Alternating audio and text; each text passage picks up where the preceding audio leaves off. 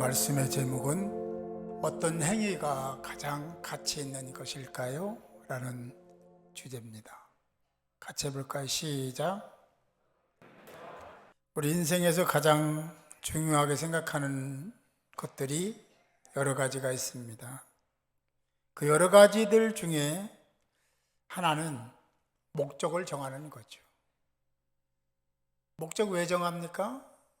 목적을 성취하려고. 목적을 성취하려면 어떻게 해야 됩니까?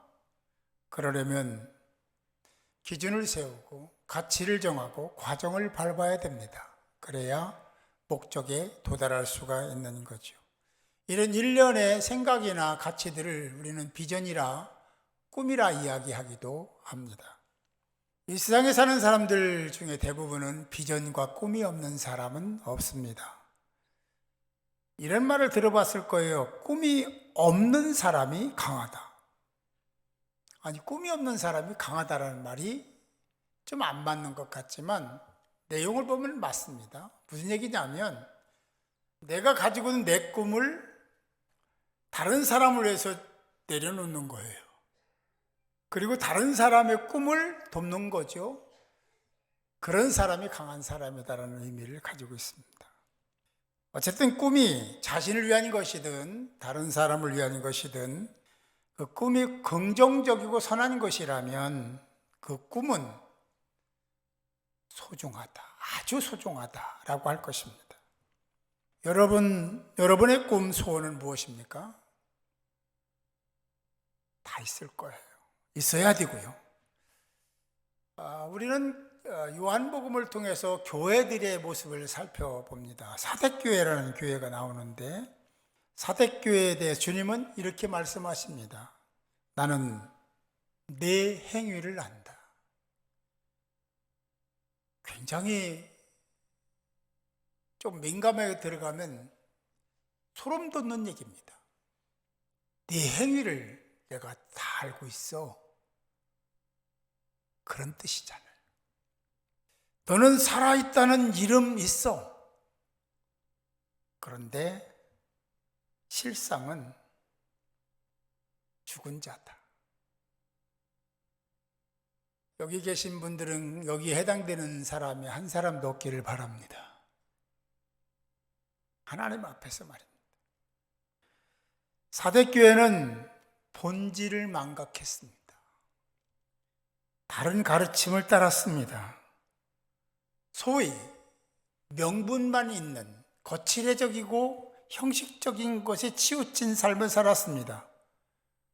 지금 우리가 명목상 크리스찬, 가나안 성도 이야기들을 많이 하지 않습니까?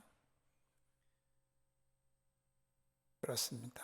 우리는 명목상 크리스찬이 아니라 진정으로 하나님이 사랑하시는, 하나님이 찾으시는 자가 되어야 될 줄 믿습니다.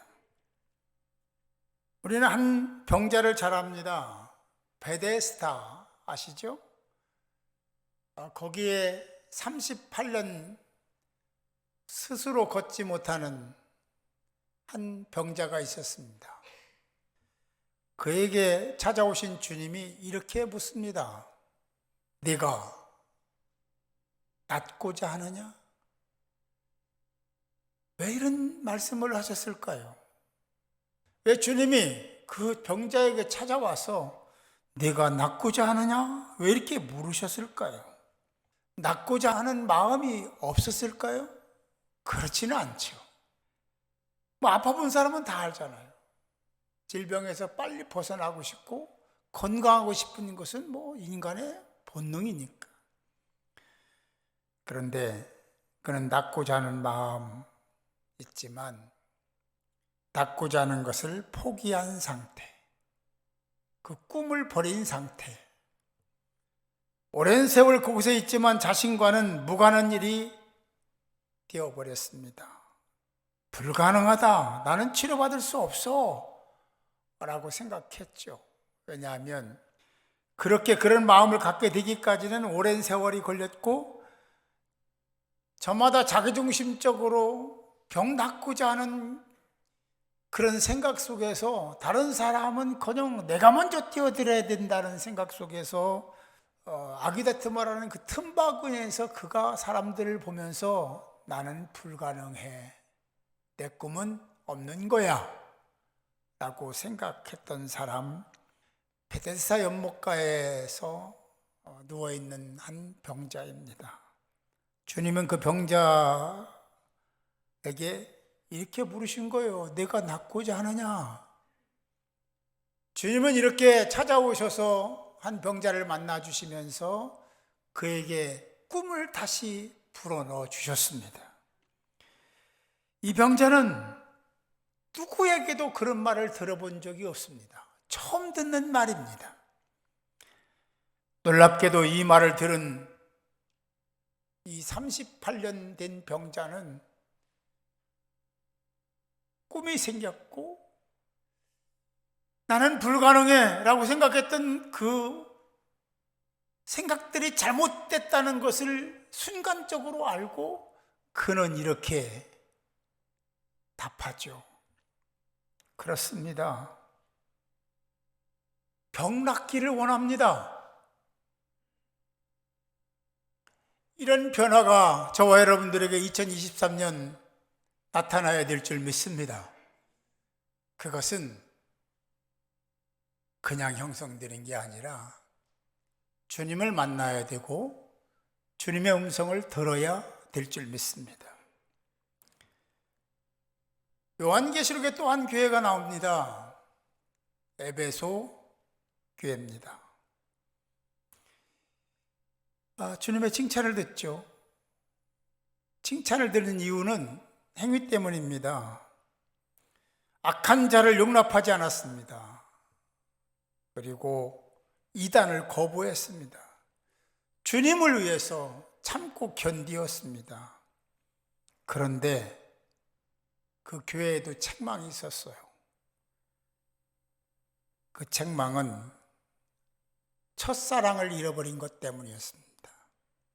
그래서 회복의 방법을 말씀해 주시죠. 생각해봐라. 생각하라. 네가 어디서 떨어졌는지 생각해라. 본분에 대한 얘기입니다. 그리고 돌이켜라. 회개해라. 처음 행위를 회복해라. 첫사랑을 회복해라. 그렇지 않으면 너에게서 그 촛대를 옮겨가리라. 무섭고 두려운 말씀이라기보다는 다시 회복해서 소망을 불어넣어 주시기 위한 하나님의 말씀인 줄 믿습니다. 그런데 말입니다. 이 에베소 교회는 역사 속에서 사라진 교회가 되었습니다. 안타깝지만 주님의 권고, 권면, 명령도 있었지만 방법, 방식도 알려줬지만 어쨌든 역사 속에서 사라진 교회가 되었죠. 각 그리스도인들에게는 믿음의 분량이라는 것이 있습니다.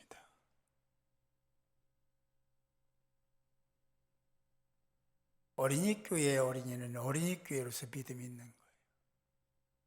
그 아이가 저처럼 안 됩니다. 앞에 있는 조 목사는 조 목사 나름대로의 믿음이 있고 여러분은 여러분 나름대로의 믿음이 있는 겁니다. 동의하십니까? 다 믿음이 있는 거예요. 하나님은 그보다 자기의 믿음보다 훨씬 높은 믿음의 어떤 행위를 하라고 하신 적이 없습니다. 자기 믿음대로 하는 겁니다. 여러분 베드로를 잘 아시죠?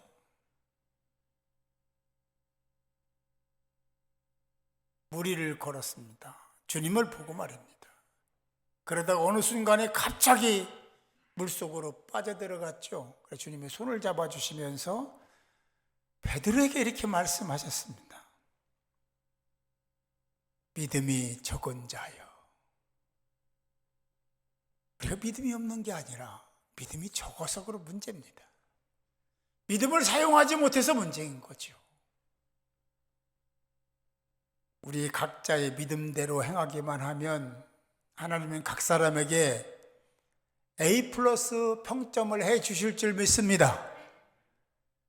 여러분과 여러분 사이에도 그 믿음이 똑같지 않습니다. 저와 여러분 사이에도 똑같은 게 아니에요. 교회 학교 어린이들과 여러분이 다른 겁니다. 그러나 그 아이는 아이대로 그 믿음대로 행했을 때 하나님이 인정해 주시고, 여러분은 여러분의 믿음을 가지고 행해야 하나님이 인정해 주시는데, 성경에 나와 있는 많은 얘기를 묵상하다 보면 자기의 믿음대로 행하지 않는구나, 자기의 믿음대로 행해야 되는데 자기의 믿음만큼도 안 하는구나 하는 생각을 하게 됩니다. 여러분들이 2023년 살아가면서 믿음대로 행하는 자 되시기 바랍니다. 믿음대로 행한다 하는 이 말을 신학적 용어로 순종이라고 합니다. 순종이죠. 믿음대로 행하는 것이 순종입니다. 그래서 순종이 얼마나 중요한지를 단 하나의 말씀으로 규정을 하는데, 순종이 뭐보다 나아요? 제사보다. 제사 예배는요 굉장히 중요한 거예요. 그거보다 더 중요한 거 어떻습니까? 저는 생각해요, 예배를 통해서 모든 것이 형성되는 거다. 근데 그보다 더 중요한 거 어디 있겠어요? 그런데 성경은 그 제사보다, 예배보다 순종하는 것이 더 값지다라고 분명히 말씀하고 있다라는 겁니다. 순종이 쉽지 않습니다. 그러나 순종을 해야 될 줄 믿습니다. 그게 우리가 가야 될 길이에요. 그래요. 믿음을 실천하는 것이 순종이라고 앞서 말씀을 드렸습니다. 베드로는 그러지 못했기 때문에 바다에 빠진 거예요. 에베소 교회가 첫사랑을 회복하지 못한 겁니다. 베데스다 연못가의 한 병자처럼 주님 말씀을 그대로 믿고 아멘하고 따르고 순종하는 자세가 필요합니다. 그러면 기적의 주인공이 될 줄 믿습니다. 입술로는 무슨 말 못해요. 아주 미사오구를 사용해서, 논리를 사용해서 인문학적으로 갈채를 받을 만한 얘기할 수 있습니다. 행위가 없는 삶은 아주 드라이하거든요. 우리에게는 늘 하나님이 기회를 주십니다. 기회들이 많아요. 그런데 그 기회를 단 한 번밖에 없는 기회로 생각하는 사람은 긴장합니다. 그 기회를 놓치지 않으려고 말입니다. 그러나 또 기회가 오겠지라고 생각하는 사람은 대수롭지 않게 생각합니다. 그런데 그 온 기회는 일평생 딱 한 번 있는 기회들만 오는 겁니다. 그걸 놓치면 같은 기회는 없습니다. 근데 긴장하지 않으면 그 기회는 우리의 것이 되지 않는 거죠. 그 기회를 잘 선용해서 위로받으시기 바랍니다. 복의 통로를 여시기 바랍니다. 사명을 잘 감당하시기 바랍니다. 오늘 말씀에서 아주 그냥 우리가 중요하게 생각해야 될 메시지를 전해주십니다. 호세아 선지자는 주전 750년대부터 주전 720년대까지 지금 활동하고 있는 현직 선지자입니다. 그러니까 북이스라엘이 지금 망했잖아요. 722년 망했는데 그 망하는 순간 그때도 선지자였던 거죠. 호세아 선지자. 북이스라엘의 수도였던 사마리아 성이 아시리아의 포위가 되고, 포위돼서 공급원을 끊으면 그들이 항복할 것이라는 생각을 가지고 포위했는데 그들이 포기하지 않고 견뎌내려고 했었습니다. 먹을 것이 떨어졌습니다. 먹고 살기 위해서 어떻게 했습니까? 어린 자녀들을 순서를 정해서 아이들을 죽이고 아이들을 먹으며 견뎠습니다. 참 처참한 광경입니다. 엎친 데 덮친다고 전염병까지 돌아서 그들은 그렇게 멸망당했습니다. 여러분이라면 이런 상황을 만났을 때 어떻게 하시겠습니까? 아니, 나는 그런 일, 우리 애는 그런 일이 없지. 맞습니다. 그러나 있을 수 있습니다. 개인적으로든 국가적으로든. 이럴 때 어떻게 해야 되는 그 방식이나 방법은 우리가 다 알고 있습니다. 믿음대로 행하지 않아서 문제입니다. 믿음은 있습니다. 그런데 믿음대로 행하지 않는 거예요. 알고 있습니다. 그런데 알고 있는 대로 행하지 않는데 항상 문제가 있더라. 그런 상황에 철저히 다윗처럼 침상을 적시면서 통곡하며 밤새 그래야 되는데 그들은 그러기는커녕 하나님이 우리를 버리셨다고 생각했습니다. 그리고 오히려 우상들을 더 숭배하는 일에 집중했습니다. 기가 막힐 일이죠. 그런 상황 속에서 호세아 선지자는 경험하지 말아야 될 것을 경험했습니다. 하나님이 그에게 뭐라고 하시냐면 너는 고멜과 결혼해라. 고멜은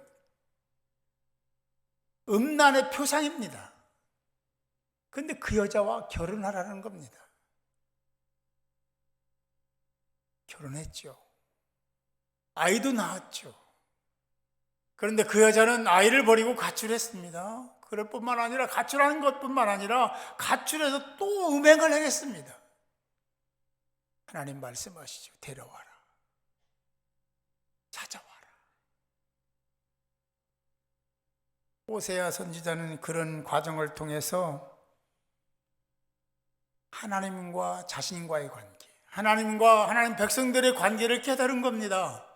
하나님이 우리가 하나님을 떠나고 배신하고 영적인 음란을 행하고 그러는데 하나님은 계속해서 찾아오시고 그리고 다시 관계를 맺자고 하시는구나. 슈브를 외치시는구나.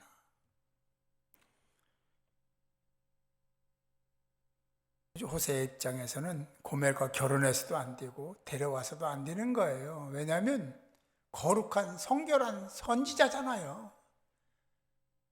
그런데 그 순종을 통해서 하나님이 누구인지 우리와의 관계가 어떤 것인지 알았기에 그는 이렇게 얘기합니다. 오라, 우리가 여호와께로 돌아가자. 그걸 깨달은 호세 선지자가 오라, 백성들을 다 불러 모은 겁니다.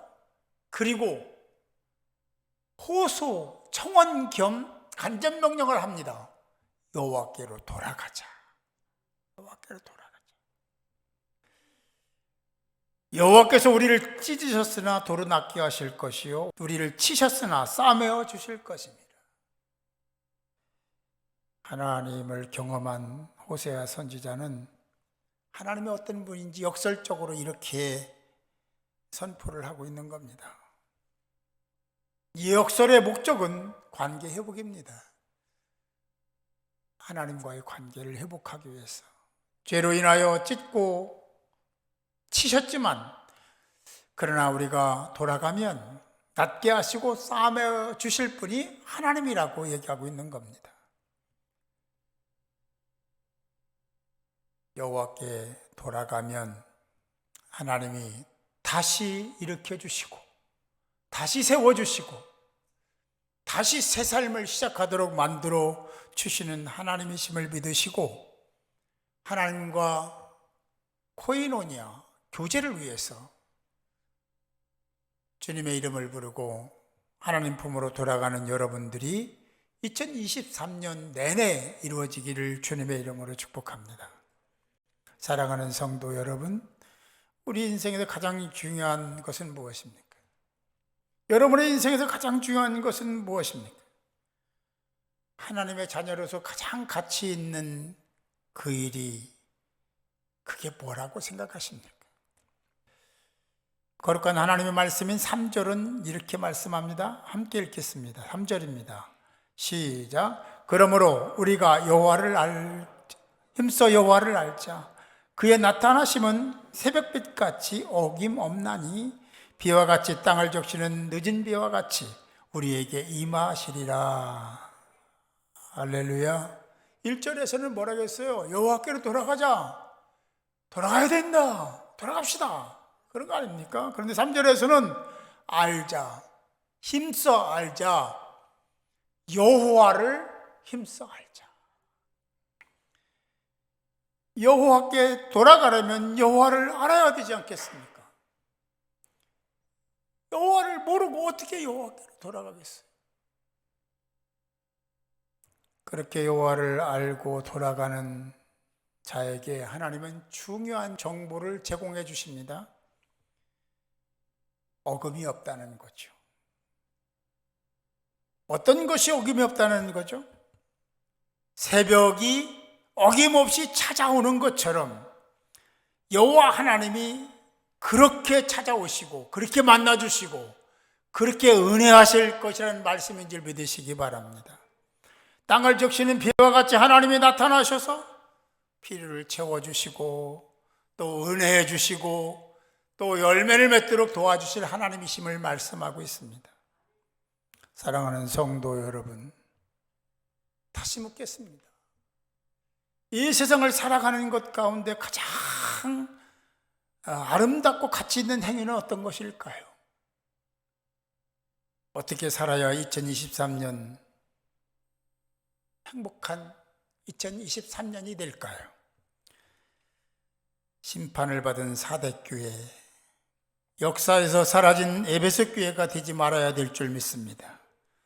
38년 된 병자처럼 자신에게 꿈과 비전이 사라지고 병이 낫는다는 것을 불가능이라고 생각했던 그의 마음속에 한마디 던져주신 그 말, 내가 낫고자 하느냐? 이 말을 듣고 완전히 회복한 베데스다의 38년 된 병자처럼 주님의 음성을 듣고 다시 일어설 수 있기를 바랍니다. 2023년 우리가 어떻게 하면 행복한 한 해가 될까요? 라는 질문 속에 모든 것의 주인이신 여호와를 알고 그냥 하는 게 아니라 힘써 여호와를 찾고 알고 그리고 여호와께로 돌아가는 것이 하나님께는 영광이 되고 저와 여러분들에게는 복이 되지 않을까요? 어떻게 사시겠습니까?